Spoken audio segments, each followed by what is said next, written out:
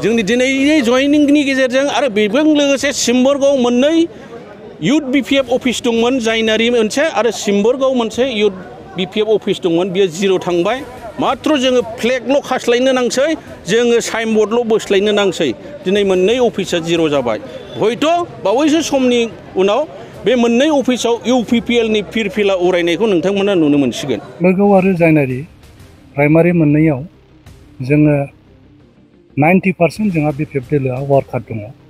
दिनैसिम जोङो बिसोरो जेरोखम बायदि खोथाफोरखौ मैया फोसावदों बिपिएफ दोलोआ सिम्बोरगाव आरो जायनारियाव माने जिर' जानो थांगासिनो दं।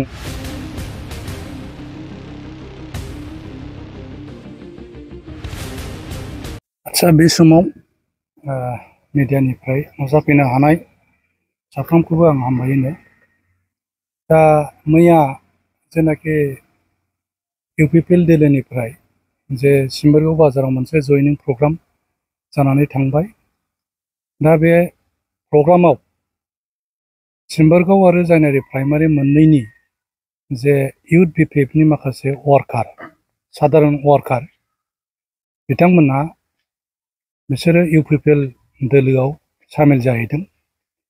दा बावहाय बेजों लोगोसे बिसोरो माखासे फेमिलि गावसिनि फेमिलिनि हाउसवाइफफोरखौ लाफानानै बिसोरो मैया जयनिं हाबाफारि लादों आरो बेजों लोगोसे बिसोरो गोबांथार बिपिएफ दोलोखौ मोजां मोनग्रा रायजो राजा साधारन बेक्तिफोरनि नामखौ होनानै बिसोरो दिनै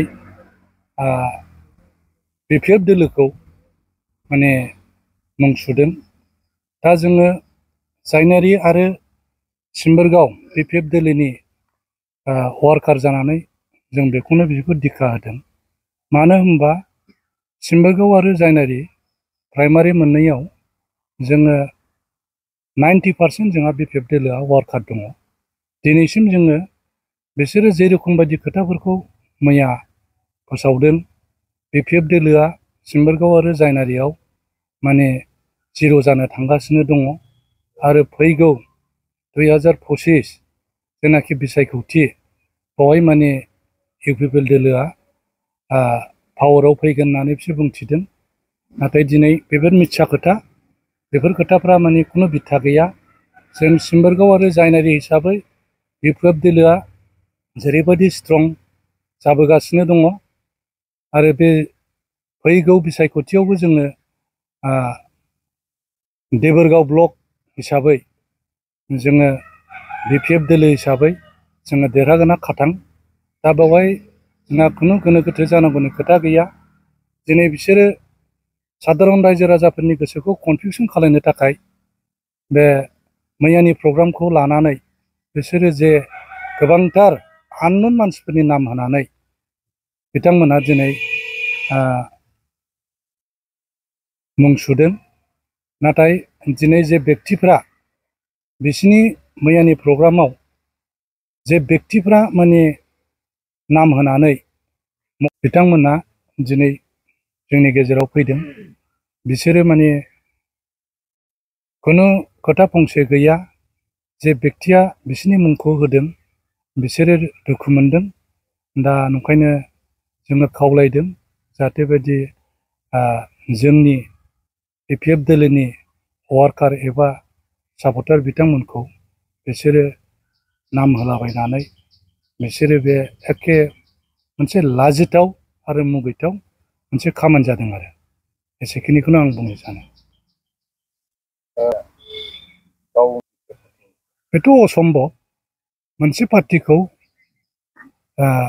जिर' खालायनो हानायाथ' गोजाननि खोथा। मानो होनबा माने बेयो सासे एक्स बिएलटि वेलफेयारनि सासे सोद्रोमामोन। बे माने जों बेखौ ओनसोलनि हिसाबै जों बेखौ मिथिखागौ।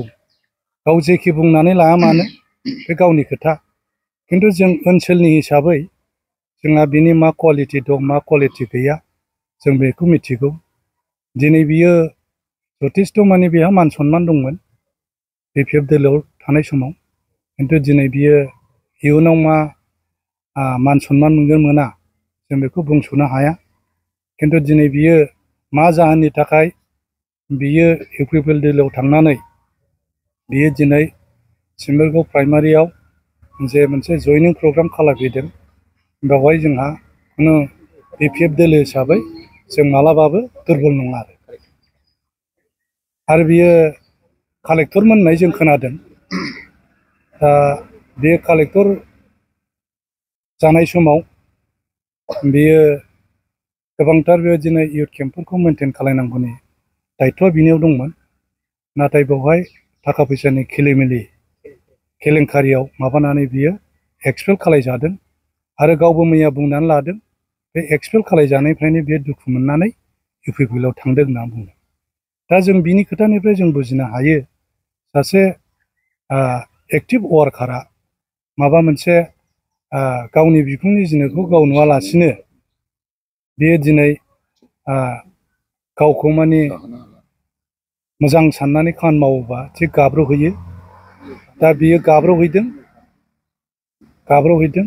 आरो खोनानायाव माथो बेदिनो सेकेन्ड मेरिजबो लाबावदों होननानै जों खोनादों जों मेगनजों नुवाखै दा गिबियाथ' गिबि गामियावनो थायो जोङो माने फिसा फिसौ दङ बिहामजोबो मोनबाय सम्भब फिसौबो मोनबायदां दा खिन्थु दा सेकेन्ड मेरिज लानानै बियो अबाव थायो जों मिथिया दा बा समाजावबो माने बियो माने एसे रायखांजानाय बा गिना होजानाय बे रोखोम माबायाव थांगासिनो दं आरो बेखायनो बुं माने सिम्बोरगाव ओनसोलखौ जायनारि ओनसोलखौ बिपिएफ दोलो हिसाबै रन्जितआ बसुमतारीमोन ना रन्जित बसुमतारीया बे थाङोब्लाबो जोंहा बिपिएफ दोलो हिसाबै खुनु जोंखौ जेबो खालामनो हानाय नङा आरो जोङो स्ट्रंसिनसो जागोन आरो माखासे बहुद खोथा दं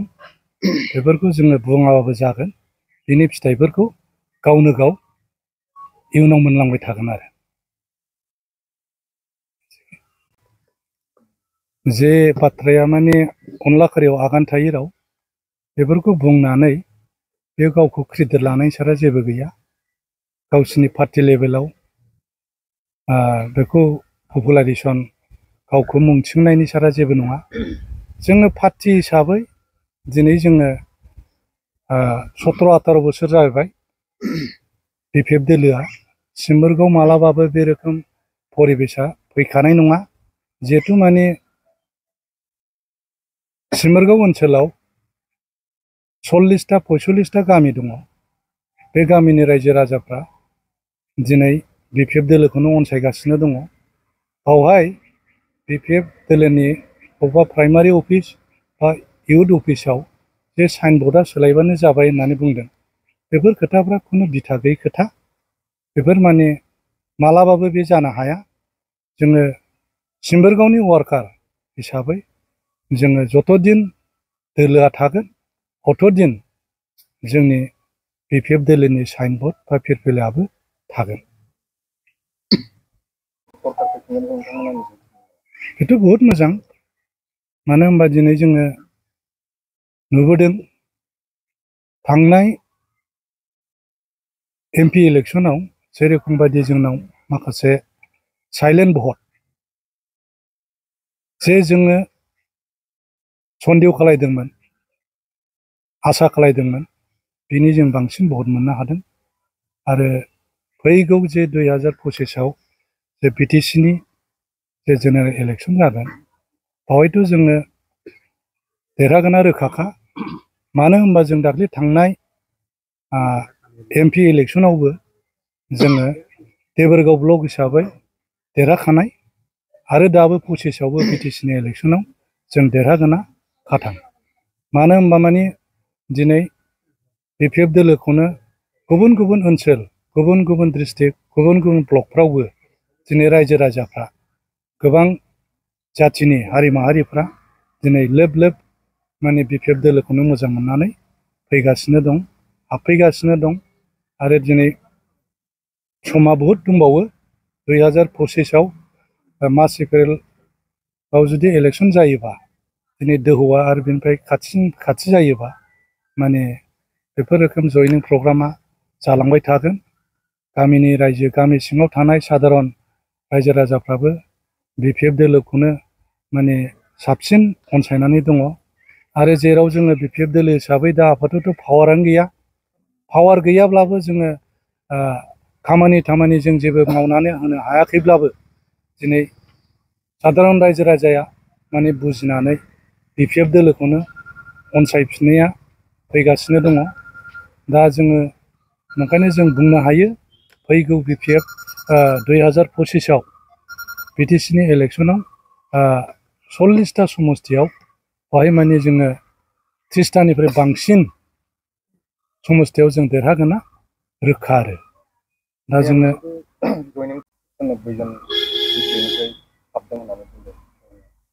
बेनि गेजेराव नोंथांमोननि नुनायावहाय गुबैयै BPFनिफ्राय साबेसे सोद्रोमाफोरा जयनिं जामारदों? बेफोर खोथायाथ' एखे लाजिथाव। मानो होनबा माने जोंनि मानसियाबो दङ बाहायनो सोर बावहाय जयनिं जाफैदों जोंनि मानसियाबो बेखौ मेगनजों नुदों। दा बावहाय बिसोरो टटेल 190 जन बिसोरो लिस्टआव होदों। बे 190 जननि गेजेराव माने नाम होलाबायदों बिसोरो जाहाथा, खिन्थु जोंनि मानसियाथ' फैयाखै। जे बेक्तिफ्रा दिनै नाम होजादों बिथांमोना दा गाव गावनो स्टेटमेन्टखौ होगोन आरो बिसोरो सम्भब 40 जनसो गावसिनि मानसिफोरखौनो बेदिनो आर'नाइ सोबाय थादों आरो बेवहाय खुनु गोदान माने BPFनिफ्राय जयनिं लाफैनायखौ जों नुनो मोनाखै। बे नंगौ थिगैनो बे बेलायावहाय आं थिंख्लांगुरिनि गामि जानानै आं बुंनो थांगासिनो दं। दा जोंहा थिंख्लांगुरियाव गामिया गासै जोंना 26टा। बे 26टानि गेजेराव जोंहा न'खरबायाल' जाहैबाय जोंनि BPF पार्टिनि मानसि। बे मानसिनि बेलायाव थारमाने रनजित गिजियाबो गोदो BPFनिमोन, बिथाङा सारेन्डार जाहैबाय। जाहैनानै जोंखौ खावलायदों। खावलायनाया सोरजों? बै गावसिनि पार्टिखौ जोंखौ न'आव लेंहैदों। नाथाय बे लेंहैनायाव जों फैया। जों मानो फैनो? जोंहा BPFनि मानसिखा। जों फैया होननानै गोदोबो जों जा एसे अनसुंथाइ जों बेखौ मोनखायाखै। बिथाङा बे बुंनो थाङोबा अनेक खोथा दङ, जों बेखौ बुंला। बेखिनियाव जोङो 3 मानसि दङ, 7 जोंना BPFनि मानसिया थिंख्लांगुरियाव, माखासेया UPPLआव दंखायो। दा बिथांमोनहा जेरै आं रबिराम बसुमतारी, कमले बसुमतारी, मियाराम बसुमतारी, दुर्गा बसुमतारी दं।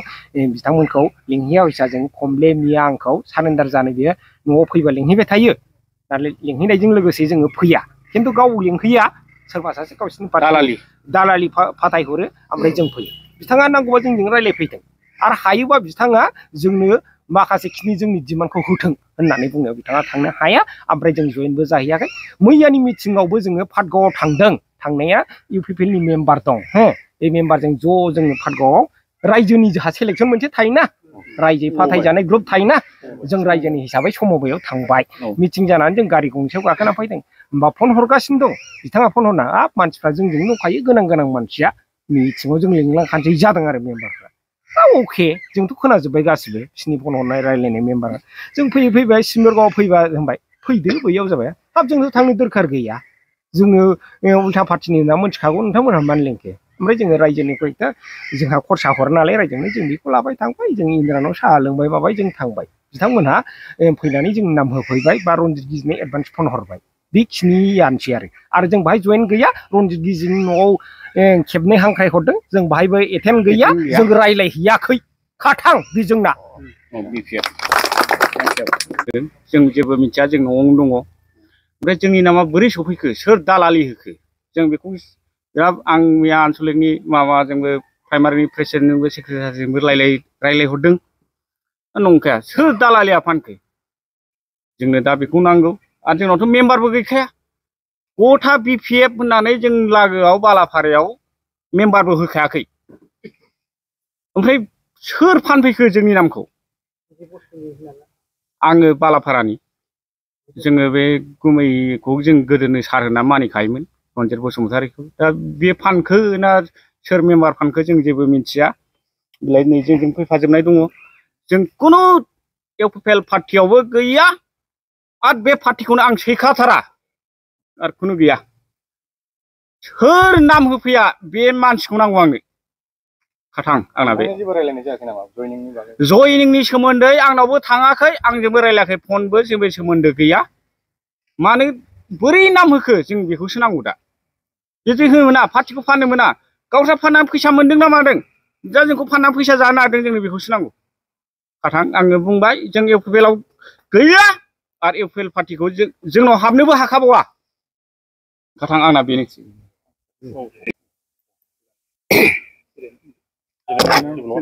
जों दा मैया सिम्बोरगाव इउपिपिएलनि दोलो मिटिं जादों बेवहाय जोंनि नामखौ रोखा रोखा दिखोना होदों गावस्रा सारेन्डार जादों जोंखौ सारेन्डार जादों होननानै बुंदों खिन्थु जों बेवहाय खुनु दिन फैयाखै जों आगान होफैयाखै सोर होदों बे मानसिनि मुङा जोंनो नांगौ आरो ओमफ्राय जोंनि बालाफारानिफ्राय आं दा एक्स गावबुराखा आं बेहाय फैयाखैबो जों खोनासंबो मोनाखै जोंनि न'आवबो सोलिहैनो हाया जोंनि न'आव हाबनोबो हाखाया जोङो बिपिएफखौ जों गारा जोंहा बिपिएफ दोलोआ जोंनाव फैफिननांगौ जोङो इउपिपिएल दोलोआव जों थाङा मालाबाबो जों थाङा होननानै जोङो दा रोखा जों गसंनानै बुंनो हायो आरो जोंनि गामिया रावबो थाङाखै सासे सानै थांदों बेफोरखौ जों नांजाया जोंना गासिबो फेमिलि सुद्धा जोंनाव बिपिएफ दोलोआव दंजोबो जों बिपिएफ दोलोखौ जों जेरैबाबो बोखांफिनगोन आं दा एसेखौ बुंबाय साबैसेसो सुबुंफोरनि नामखौ बेफोरबायदि गाबज्रिदोंमोन जाय बिथांमोना जयन जाहैयाखै दा आं बेखौबो बुंजोबनो हाया आङो खोनादों आंनि नामखौल' मथा मथि बिसोरो 40 जन 45 जनसो गाबज्रिदों जों लागोनिखौ बे खिन्थु सासेबो फैयाखै ओमफ्राय मोनसेल' खोथा आं बुंनो हागोन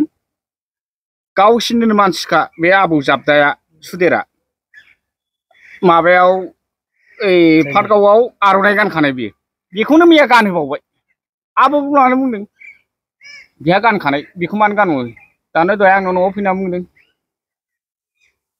जाम्बा मानसिखौसो खननै खननै गाननो हायो सिगांखौथ' हाया खाथां आं बुंबाय बेनो কালকে জয়নিং হবো নাকি আমি তো বিপিএফ দলের মানসি আমি কিন্তু কালকে জয়নিং হওয়া লাগে না কি হওয়া লাগে আমি তো জানি না আমার নামটা কেন দিল জায়গায় কাই দিল লেখিয়া হ্যাঁ আমার এটা হওয়া না মানসি তো জানে আমি বিপিএফ দলের মানসি আমি তো আর জয়নিং না হবো না ইউপিপিএল তাহলে আমার নামটা কি জন্য দিব লাগবে ওইদিকে আপনার কোনোবা মাতিছিলে নাকি ইউপিপিএল দলৰ পৰা? না আমার মাথা নাই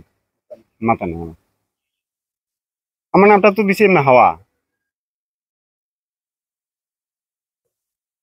মানুষ কেন দিব লাগে ওইদিকে আমার নামটা এটাই আমি কইছি আমার এইটাই কয়ে আসি না আমার নামটাও দিছি কেন দিব লাগে ওইদিকে আমরা তো বিপিএল মানছি না ফাইনাল ক যারা কইছিল যে আমি গেছি তোমরা যাবো লাগে না আমি না যাবো আমি এরকম আমি কইছি আমি না যাবো আমরা ছোটর পর বিপিএফ খাটি আছে বিপিএফ থাকিব মরিলেও বাঁচিল আমি এটাই কয়ে আসিল তো কালকে হঠাৎ করে আমার নামটা দিলাম তো মিটিংও অহা নাই আমারও